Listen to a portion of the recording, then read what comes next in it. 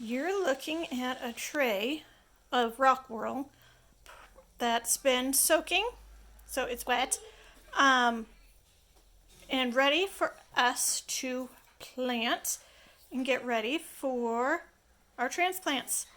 So I have soaked these seeds, soaked this rockwool in water that I let sit out overnight to let any chlorine that might be in it evaporate. And I've put in labels with the help of my wonderful daughter, you see there, so that I can quickly take seeds and place just one in each block. And then these will be able to go into the hydroponic system or the ground, depending on how you're planting. My H's are how I distinguish heirloom and non-heirloom plants, so that when I go to collect seeds, I know if I should or to not waste time, because non-heirloom seeds do not give off true to their form. So I may have a gorgeous tomato plant that doesn't give me tomatoes if I don't collect tomato seeds from an heirloom plant. So I am just going to take one seed and put it in there. And I did the same thing with, up here, my soil transplants. So I soaked these in water that I let sit out overnight. And this is just Jiffy Grow Pods. And I'm going to go through because they got turned. So I'm going to go through when I get the labels ready and make sure that the open end is up. And I don't think I'm going to use these. I saw this idea on Pinterest where you take used K-cups, but I don't think that that's going to be enough drainage. So before I actually do an experiment with those, I am going to create more drainage holes down here. And if you want to experiment with your own K-cups, make sure they're clean, because you don't want any chemicals from the coffee or cocoa or whatever was in your K-cup to be in your plants. So I'm just going to cut the circle out when I do use these as grow pods, but because I have the Jiffy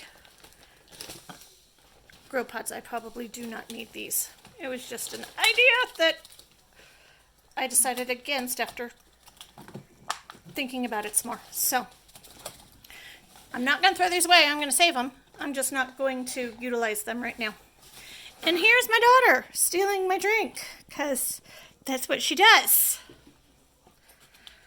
She was just climbing up on the desk to do that. So this is starting process, and you want a grow tray that has a vent in it. The vents are closed to start off with so that you can get the moisture in there you want. And then when you get your your leaves come up, the first set of leaves are not true leaves.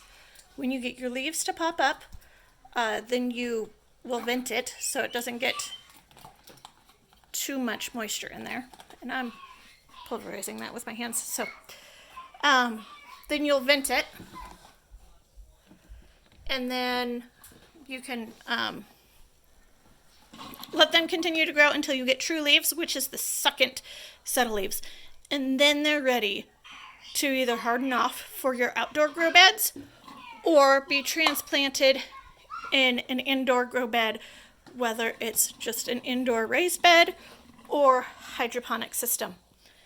And if it's too cold, you need some grow mats, which I have. I just don't have them set up right now.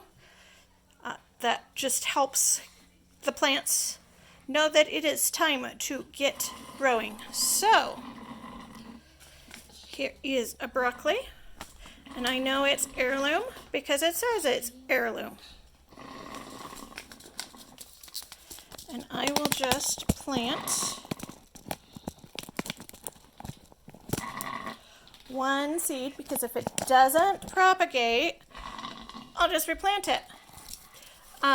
If I was stretched for time, you could do more than one and then just pinch off the one that looks weaker. But I don't really think I need to do that this year because I'm doing good and my outdoor beds are not even ready yet. So yeah, I'm just gonna do one. Okay, there we go.